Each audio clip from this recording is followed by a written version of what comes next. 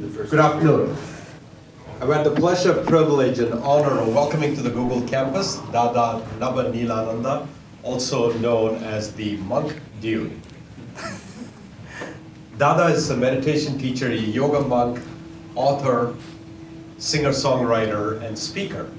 He is originally from New Zealand and was ordained as a monk in India in 1979. And if you have the image of a monk as being somebody in being very reclusive and retreating off to a monastic environment, then perish the thought, because since then he's traveled, spoken, and performed in 40 different countries, including once in Brazil in front of the Dalai Lama and 10,000 people in the audience. In fact, I myself had the distinct pleasure of running into Dada once at the Yoshi's Jazz Club, where he had come, where we had both had gone to listen to Malian singer Salifa Keita, and I was intrigued. Who is this person in orange with the turban? I need to talk to him and find out. And it turned out he's one of the most interesting people I've ever met. Dada is the author, has produced 8 musical albums. He's the author of the book, the meditation book, Close Your Eyes, Open Your Mind, which has been translated into 10 different languages. Yep, just 10, just last week. Vietnamese. Vietnamese being the latest.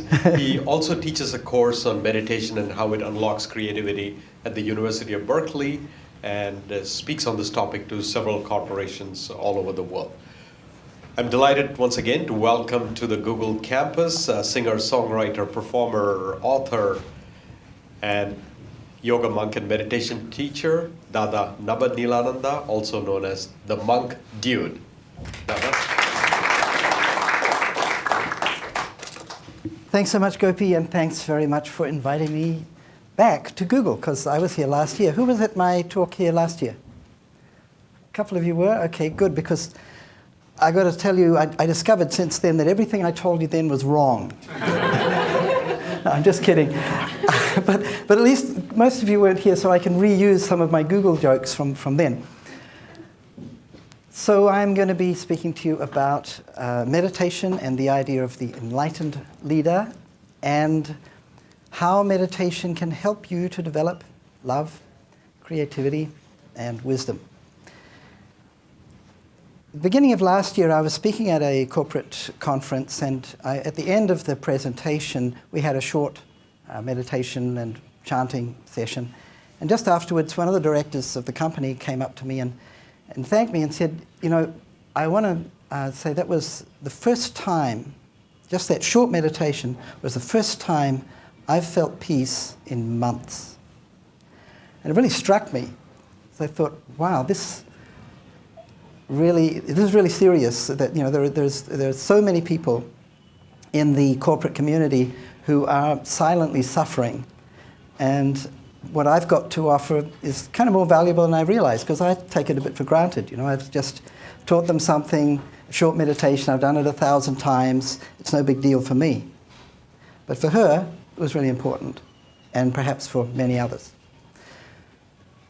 You know, if you develop a regular meditation practice, it can remove most of your suffering, if you experience anything like that, from stress and anxiety and the related kind of problems. How many of you feel that you suffer from some kind of stress? It's pretty much universal. Believe it or not, I do too, but not very much compared to what I might do if I didn't use this practice to help me. But you all probably knew that already. Everybody knows that meditation relieves stress. Probably everyone at Google, at least, because you've got a whole big meditation program here. It's called the Search Inside Yourself. I believe it's free on campus. It's all over. It was started in Google, and it's gone out to other companies. You also have somebody whose job, full-time, is to make sure that people that go to that program actually practice, because they discovered that lots of people went through the training but then didn't keep the habit. So that's his job. And you know, Google's paying him to do that. So it's seen as a priority by somebody somewhere in this company. But most of you probably already knew that meditation relieves stress. But what I'm really interested in is how meditation does way more than that. There are a whole lot of other benefits from meditation that I actually find more exciting. I'm going to talk about 3 of them today, and that is how it can develop love, creativity, and wisdom. And to how it can help you to improve your relationships. That's what love does. Yeah? How wisdom, as you develop it, can help you to make much clearer, better decisions. How creativity can make you more innovative. And we're going to use the ancient science of yoga. We're going to draw on that to get to that result. And yoga is a very misunderstood word these days. Most people think of it immediately as some kind of exercise session that young ladies go to because they want to be young forever. That's just one of the bits of yoga. There's a system called Ashtanga yoga. Yoga has 8 limbs, like my friend here. That's in the Sanskrit, so asanas means postures. That's the yoga postures. The first limb of yoga is called jama, and it roughly translates as don't be evil. That rings a bell. Is that familiar to anybody here? Your company was founded on the first principle of yoga. So what is yoga really, if it's not just these exercises? It's all these other things. It's a whole lifestyle, it's a philosophy, it's a value system, and a set of not just physical exercises, but mental exercises, concentration exercises, breathing, and different meditation techniques, all designed to develop your body, mind, and spirit in harmony. So when I talk about yoga, I mean the whole big yoga, not just the physical exercises. The other thing I want to clear up, which might be misunderstood sometimes, is that I'm not actually a religious fanatic. You could be forgiven for thinking that because I'm kind of dressed like maybe I'm a religious fanatic, maybe. But this is something I like to address at the beginning of my presentations, because sometimes somebody will come up to me at the end of a concert or a talk or something, and they'll ask me, kind of shyly, why are you dressed like that? And I realize that they haven't been able to think of anything else the whole time. They didn't listen to a word I said. So better that I answer this at the beginning, and it's very simple. I'm from New Zealand, and everybody in New Zealand dresses like this. Okay, that's not completely true. There are 3 other monks like me from New Zealand, so at least 4 of us out of 4 million. Now, this is the traditional color, or orange or saffron is the traditional color worn by monks and nuns from Oriental traditions like Buddhism and Jainism and Hinduism and yoga. And it symbolizes self-sacrifice. And the turban comes in handy in case a real religious fanatic throws something at me, to protect my head. So that's a little bit about why I'm dressed like this. Leadership. Why am I even interested in the idea of more enlightened leaders? It's really simple. Leaders have power, they have influence, they act as role models, and the world, humanity, is in a situation where we're facing the greatest number of incredibly complex problems that we've ever faced in history. And I think right now we could do with some really, really good leadership. So I want to do whatever I can to enhance that. But being an enlightened leader is more than just, a fancy title, like head beagle. Snoopy was once elected the head beagle, and he found it a lot of responsibility, and he said that, I have to make a lot of decisions. Today I made 147 decisions, all of them wrong. So if Snoopy's not our ideal leader, then who is? Do you have some people that you look up to that you think embody the kind of qualities that you look for in leadership? Let's have some examples. So it might be somebody in your personal life, it might be your mother. My mum was the head of our family, no question. Or it might be somebody, prominent, I don't know, a famous comedian, I don't know. So tell us some figures in your life, somebody in your life who's inspired you that you feel is played that role for you? Both my parents. Your parents, great. And what particular quality do you think they embodied? To be firm about your desires without being a jerk about it, and without compromising people around you. Okay, cool. Let's have some other ones. Yeah. I would say a number of teachers I've had. Teachers in the school or college, yeah? Cool. And the qualities? Looking for the qualities. And Try and give us one word definitions. authenticity. Authenticity, fantastic. I was always a big fan of Nelson Mandela. And I would say, if I had to choose one word, that he embodied forgiveness. And that's a huge inspiration to me and to the world. Some others? Gandhi. Mahatma Gandhi. And what does he embody? One word is hard. Unconditional love. Unconditional love. A guy I worked with 20 years ago who came here, Eric Schmidt. Oh, yeah. Not a single word, but a phrase, smart and balanced. Okay. Not coffee. Yeah. Okay. Cool. So those kind of qualities, and there are a whole lot more, that's what I've been trying to develop consciously since I was 19. And that was way back somewhere in the Pleistocene era, as far as I can remember. So how did I get into this? How did I start off doing meditation? If you'd told me when I was about 12, which was just after I became an atheist, that I'd end up being a monk, I would have said you'd lost your last marble. Because I had a very different ambition. I wanted to be a wizard. I wanted to be wise and strong and kind, like Gandalf, who defeated the evil, dark Lord of the Rings. You may detect a flaw in this plan. It took me a little while for me to figure it out, but I finally realized that wizards don't exist. So I had to adopt a more realistic life goal. I like playing music, so I thought, why don't I become a rock star? But when I was 19, I had an experience that changed everything. It was a kind of epiphany, you can say, a very powerful spiritual experience. Imagine all the love in the universe condensed into a single moment, floating before you like the sun. So real that the rest of your life seems like a dream.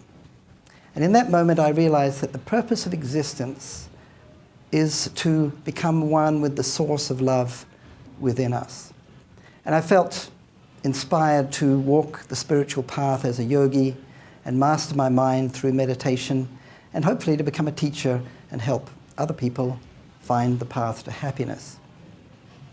I'd finally found a life purpose that actually made sense. So I left my university and I left my country and I went to India.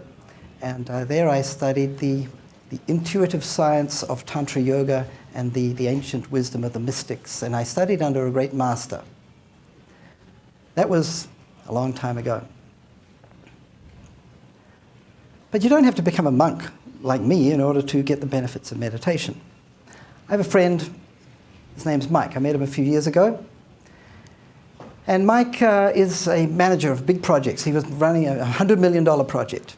And he was under a lot of pressure. He would get up at the crack of dawn and jump in his car and drive it through the traffic like a weapon and yelling on the phone at contractors. And he was really get to work and continue his day like that. The stress was really telling on him. He came to a workshop of mine where he learned meditation and a chanting technique. Before he left, somebody suggested to him, why don't you get one of these chanting CDs so you can play it in your car? I think there must have been a passenger in his car at some point. They wanted him to slow down. He said, no, my CD player in my car is broken. There's been a Beatles CD stuck in there for 3 months, and I haven't bothered to fix it. But at the last minute, he thought, I'll get the CD anyway. Comes down to his car, opens the door, and the Beatles CD has popped out. So he took that as a sign, so he started listening to this chanting in his car, and instead of yelling on the phone and feeling like he's at war, he was relaxed when he got to work, and he was nicer to people. He got along with people better, and he laughed more often. And then he started meditating in his office before he'd go home. And his workmates would kind of comment that his office felt kind of peaceful. And then he'd created this sort of sanctuary in his office space. And as he changed, his surroundings changed as well.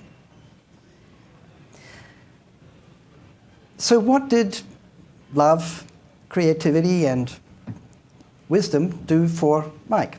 Through being more creative, he was able to innovate in the ways that he did things. Through developing more clarity and wisdom, he was able to make much better decisions because he wasn't so emotional. And when he developed more feeling of love and connection, all his relationships improved. And this didn't do too badly for his career. Right now, he's helping to build the $4.5 billion Apple spaceship in Cupertino. Creativity. Creativity is a kind of power. With creativity, we've learned to manipulate our environment, and we've taken over the world. We've built all kind of cultures and civilizations. Every city and ship and corporation like Google and piece of music and book, and not to neglect the 357 different types of toothpaste, started with an idea. Ideas are powerful. Creativity has enabled us to take over the world, and that's why when IBM conducted a very extensive study in 2013, trying to find out what qualities are organizations looking for in future leaders, they found that the number one quality they were looking for was creativity. So how do we tap into our creativity? Where does creativity come from? Would you like to know if you're creative? Who thinks they're creative? Some of you. Okay, I've actually developed a test. This is the only 100% effective psychological test in the world. It's called the Monk Dude's famous creativity test, modestly named by myself. And all it requires for you to stand up and answer one question. You don't even need to speak, you get to answer it with your bodies. I have one question for you, and that is, who amongst you was not, at some point in your life, a child? Okay. If you were never a child, remain standing. If you were, you can sit down. You know, I just did this exercise in Mexico, and somebody remained standing. And I thought, you know, every room has one. Yeah, there was. I always tell them to remain standing in the back corner, but you're all too polite. All children are creative. They love to play. Creativity comes out of that kind of mode. So our inner child is still there, but as we grow older, we develop this other side, the kind of critical adult. And the critical adult tends to suppress the creative child. That's why at Disney, they're not allowed in the same room. They literally have separate rooms for creative thinking. Disney, you know, movies, studios. They have separate rooms for creative thinking and critical thinking. And this was Walt Disney's own policy, because he understood that these two cannot operate at the same time. So how do we connect to that inner creative child that we all have? I just proved it to you. I learned the answer to this when I started meditating, and I didn't expect it. I started meditating because I wanted to become enlightened or something grand like that. But one of the first things I noticed was that suddenly I started getting all these ideas for my music and my poetry. That's what I was into. It was like I turned on this tap of ideas somewhere inside. And I remember sitting and I was learning a piece by Beethoven. It was his first piano sonata, the last 7 chords of the first movement, for those who are interested. And it seemed so beautiful. And I was transported, and I felt for a moment, really, I felt that I was Beethoven at the moment that he wrote this music. And I was feeling what he was feeling. It was extraordinary. And I thought, this meditation's doing something really different to me. I don't know, I didn't expect this. What I learned very soon afterwards was that the yogis who had developed these practices, they understood, they'd figured this out ages ago. They had a whole map of the mind and which bit's creative and how you tap into it, what technique you use to get to this. And they developed a system for developing, amongst other things, love, creativity, and wisdom. And it's all related to the different chakras, but I'm not going to talk about that today. That's grade 3. So the middle one, creativity. So the yogis divide the mind into 5 layers. The first 2 you're probably familiar with, the idea of conscious mind and subconscious mind. It's not exactly parallel to this system, but it's very similar. And then they divide this third layer, which is lumped together in Western psychology into the unconscious. They divide that into 3 layers of intuition. And the first of those is creativity, and we can tap into that with a particular meditation technique, and that's what I discovered. It's hard to find very good research on creativity. It's really easy to find research on stress related to meditation, but creativity is much harder to measure. But Leiden University in Germany, a group of cognitive psychologists came up with this result. They said that certain meditation techniques can promote creative thinking. The advantages of particular types of meditation extend much further than simply relaxation, which is what I've been telling people for years. I'm so happy to find this. Ka-chung, that's, that's what I thought when I saw this study. So creativity is power, gives us power. But not all the things that we've created are as beautiful as a Beethoven sonata. We've also created terrible weapons, oppressive forms of government, exploitative systems of economics, toxic chemicals, the Spice Girls. Terrible outcomes have come from the creative mind, which is why it's so important for an enlightened leader also to cultivate wisdom. A few years ago, I met a young man. He impressed me very much. It was at a meditation retreat, and he was meditating. And his mother showed me an essay he wrote for his school. It was called 30 Things I Believe. I'll read you part of it. I believe life is good. I believe God is in everything. I believe we are all equal. I believe that when I meditate, I feel peaceful. I believe we should be generous. I believe kids should respect their parents. Any parents here? You agree with him? I believe people should go outside more. I believe we should help the Arctic and rainforest animals. I believe God is in good and in bad. I believe in magic. I believe people should not give up. Right? I believe love is everywhere. I believe we live best in community. I believe we can protect people in danger. I believe we should help the poor. I believe it's okay to die, but not to kill. I believe war should stop. I believe we can make peace. When Tarak MacLean wrote this, he was 6 years old. I should tell you, he's a teenager now. He has blue hair. He's not as cute as this anymore. But this blew my mind, and a lot of other people. He went on NPR and so forth. You don't need a PhD to have wisdom. Many of us confuse knowledge, information, with wisdom, but they are very different things. In fact, anyone read Lord of the Rings? You remember Saruman? He made some very, very bad decisions. Very smart guy. And Gandalf called him a wise fool. I thought that was pretty cool. There's a piece of research being done at Toronto University where they were trying to correlate intelligence with rational, balanced decisions. And the result that they found was that there's no connection. The harsh truth is that greater intelligence does not equate to wiser decisions.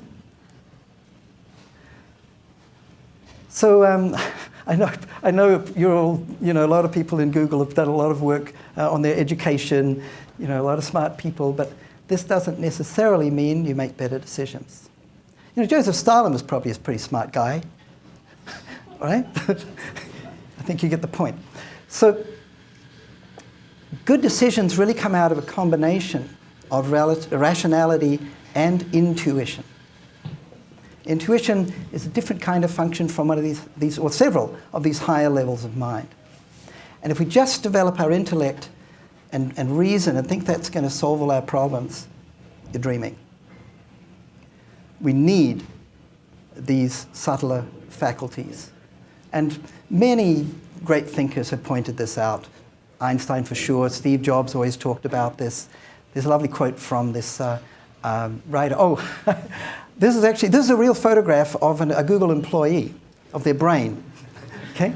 The actual contents of somebody working here. I'm not allowed to say who it is, but they're in this room.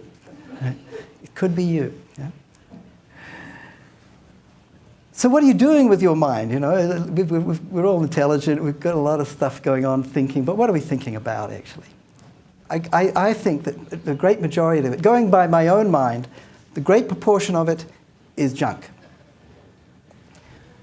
And for most people, it would be a huge benefit to learn to think less and just think, keep the quality ones. Keep the quality ones. I'd just keep the Star Wars previews and get rid of the rest. I know.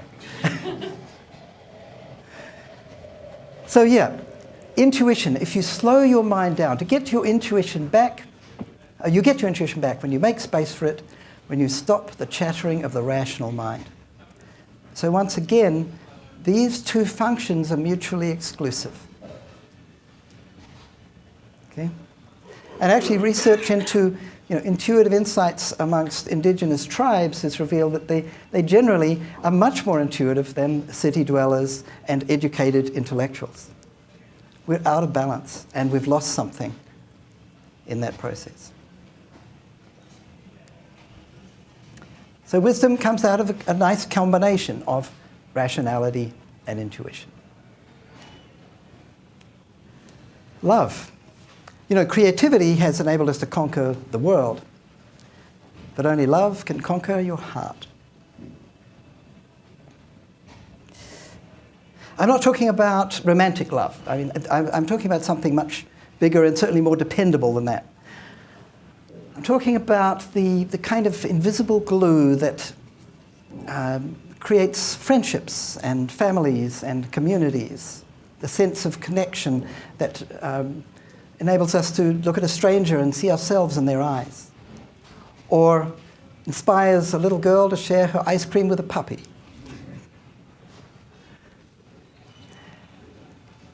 Edgar Mitchell was an Apollo astronaut, and when he was coming back from the moon, he had an extraordinary experience, a euphoric, an insight.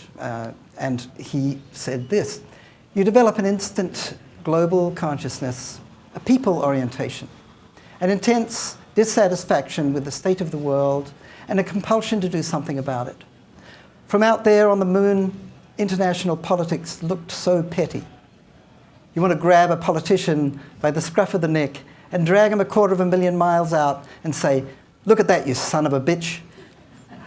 My kind of astronaut. I love this guy.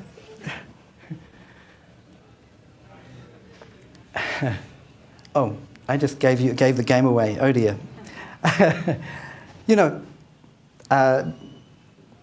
To develop this sense of connection and this sense of community and this sense of friendship and really feeling what other people feel.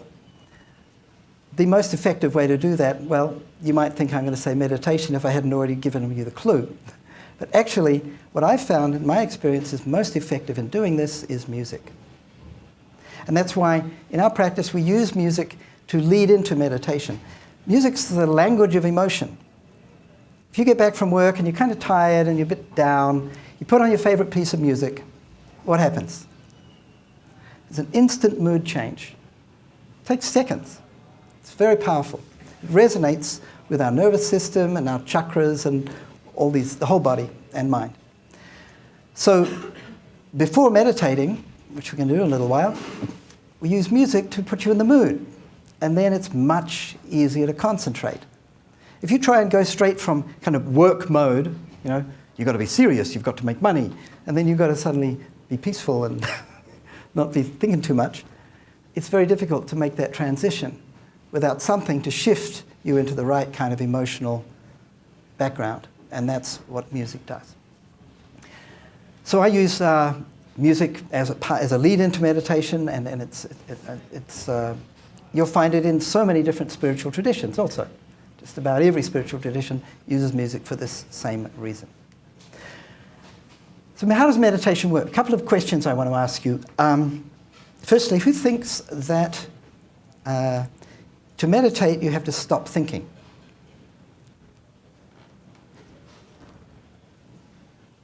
Maybe. You know, this is often confusing. The end result of meditation might be a state where you're not thinking. But to get there, it's very hard to get there by trying to stop thinking. It's pretty much impossible, because the mind is a thinking machine. It's designed to think, and you have to kind of lead it by a more roundabout route. So I'd say that meditation is, you get there by concentrating, learning to concentrate on at least one thought or a single flow of thoughts rather than wandering all over the place. And that leads you to a state of deep peace. So I think that's a misconception. So I think that meditation means equals stopping thinking, the practice. Maybe the end result, but not the practice. Second question, who thinks that meditation is the same thing as mindfulness? None of you, because you know I'm going to say that that's not true, right? And you don't want to get it wrong. Okay, a lot of people actually do think meditation is the same thing as mindfulness, but nobody in this room, clearly, because you're all way too smart for that, because meditation is more than mindfulness. Mindfulness is a part of meditation. It's kind of step 1, or it might be step 3, but it's a subset. So, oh yeah, just to give you a very, this is a very eloquent man, I think you know who that is, Jim Carrey. So he's speaking about an experience that is, I would say, beyond mindfulness, just so you get it really clear. A few months ago, I understood suddenly how thought was just an illusory thing, and how thought is responsible for, if not all, most of the suffering we experience. And then I suddenly felt like I was looking at these thoughts from another perspective, and I wondered, who is it that's aware that I'm thinking? And suddenly I was thrown into this expansive, amazing feeling of freedom from myself, from my problems. I saw that I was bigger than what I do. I was bigger than my body. I was everything and everyone. I was no longer a fragment of the universe. I was the universe. And ever since that day, I've been trying to get back there.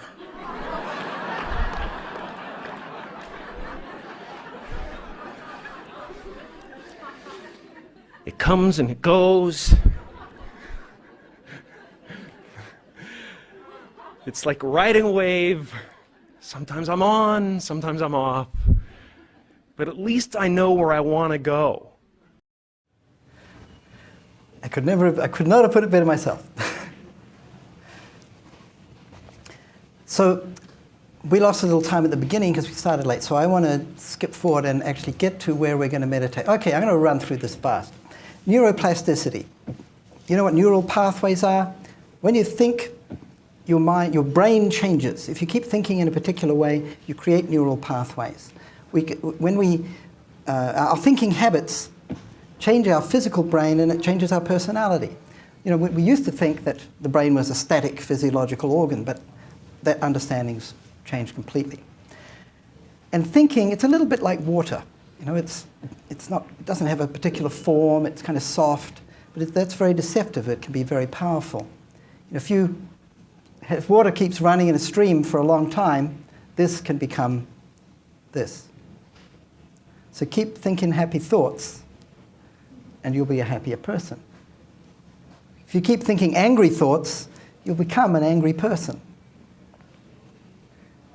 It's very kind of reassuring to me that this new discovery of neuroplasticity has confirmed something that yogis have known for 7,000 years.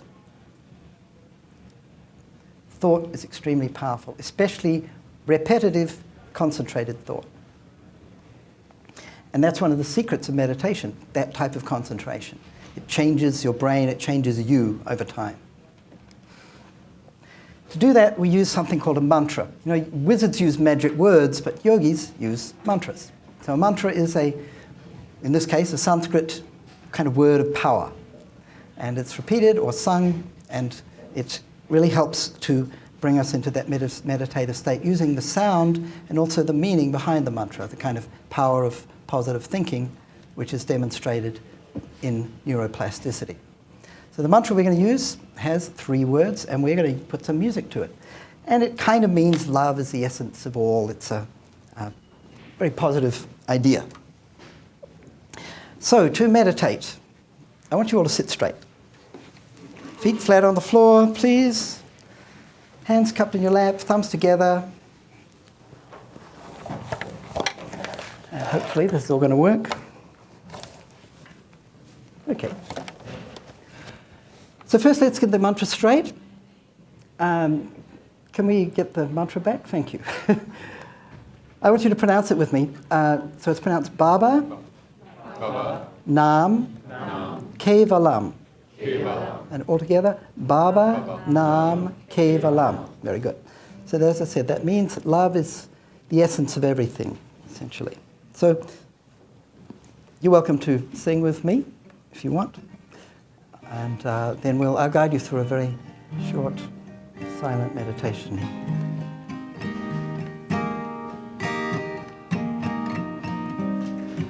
Baba Nam Kevala Baba Nam Kevala Baba Nam Kevala Baba Nam Kevala Baba Nam Kevala Baba Nam Kevala Baba Nam Kevala Baba Nam Kevala Baba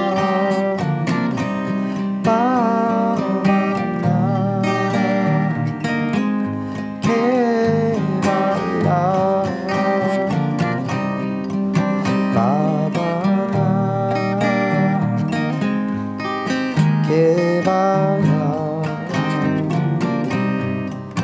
Baba Kevala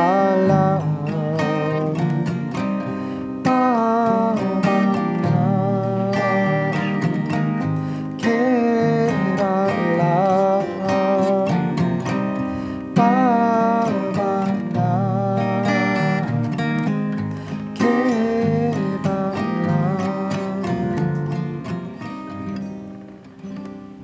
And just keep your eyes closed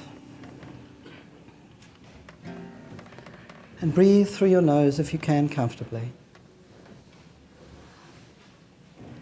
And let the mantra and the music continue silently, as though you're hearing it, as though your inner voice were singing to you. Singing to you and reminding you that within you is a place of perfect peace and love and harmony. And it's always there. And you can return to it if you pay attention. So just let the music and the mantra continue in your mind by itself. Let that be your focus for a couple of minutes of silence now.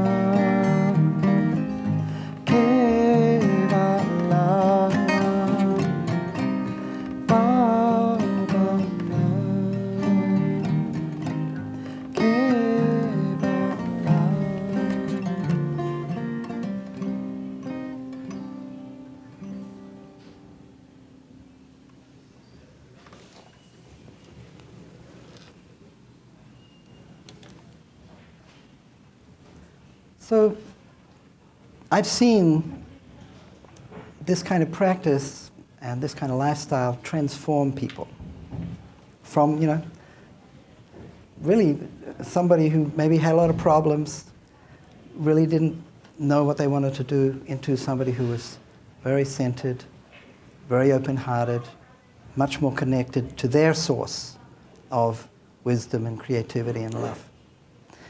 And I think that with this kind of practice, we can create a new kind of corporate culture where everybody understands that health and well-being have no price, that people matter more than things, and that the solution to most of our problems is really right inside of us.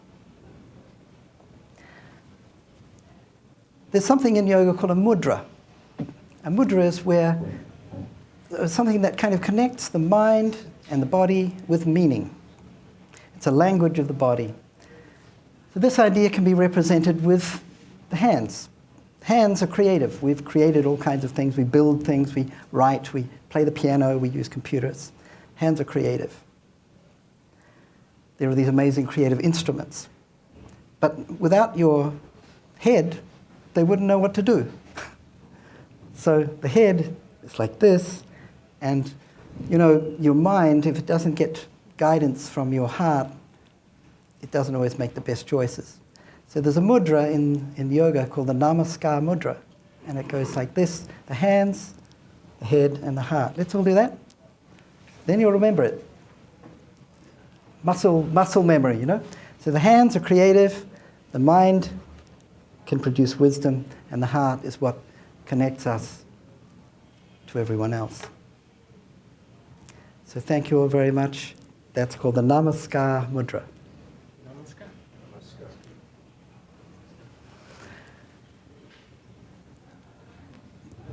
We've got a little time for questions, and I can also give you a little bit of information about where you can learn more, if you'd like. But let's see if we have any questions.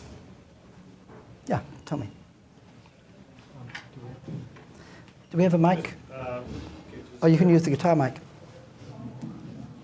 Just pretend you're a guitar, it'll be fine. So, actually, I had two questions. The first one was earlier on there was a reference to research that certain kinds of meditation can improve creativity. And I was wondering if that meant certain kinds of meditation are particularly good for creativity, other kinds of meditation may be good at other things. Is that what was meant by that? And what kind, in that case, what kinds of meditation are particularly good at bringing about The practice in Ashtanga yoga, this 8-limbed yoga that helps to develop the level of mind that creativity arises from, is called pratyahara. It means sense withdrawal. It's a kind of, well, there are various techniques of sense withdrawal, but effectively it means to withdraw your attention from the world and focus your mind inward. And that's usually done through visualization. The second question is about so being aware of how, as one thinks, so one becomes. And sometimes we're in situations where there are fears that come up. I'm in trouble, I need to perform better at work, and my mind is thinking, how am I going to do this? And if I lose my job, then I'm going to lose this, and then we can't afford to pay for that. And the mind, you're trying to sleep at night, and the mind just keeps going on and creating this. And I know, yes, these thoughts are not helpful. These thoughts will create more fear. I don't want them, but I don't remember choosing to have these thoughts. They just keep coming by themselves, and they're very, very stubborn, these ones that are attached to these deep fears. And I was wondering, do you have any specific recommendation for when you find yourself in that kind of situation? Well, there are some things that can help, when the problem pops up, but meditation is more effective as a preventative. So what I would say is that if you practice meditation, and actually specifically spiritual chanting, you tend to get, this really addresses anxiety. You tend to let go of that kind of, fear-based anxiety when you've been practicing for a while. So, on the spur of the moment, I don't have a magic bullet to come along and say, oh, this is going to stop you being anxious. But if you do these practices regularly, it's probably you're not going to get like that. Yeah. While you're wondering about that, I might tell you what you could do next. Read my book. Yes, everybody should read my book. It's available in 10 languages, including Vietnamese and Norwegian and blah, blah, blah. Lots of people think it's a good book, not just me. The other thing is, if you want to get a recording of this kind of chanting and a guided meditation, you can give me your email or just text it to me at that number, and I'll send you a link where you can download a couple of sunrise and sunset meditations, which a lot of people really like, and the music's great, I have to tell you. It's recorded with another musician friend of mine who's a fabulous guitarist. And you can also I'll also send you the slide set if you want to get some of the pictures. Everybody wants the picture of the little girl with the dog, the puppy, feeding the ice cream.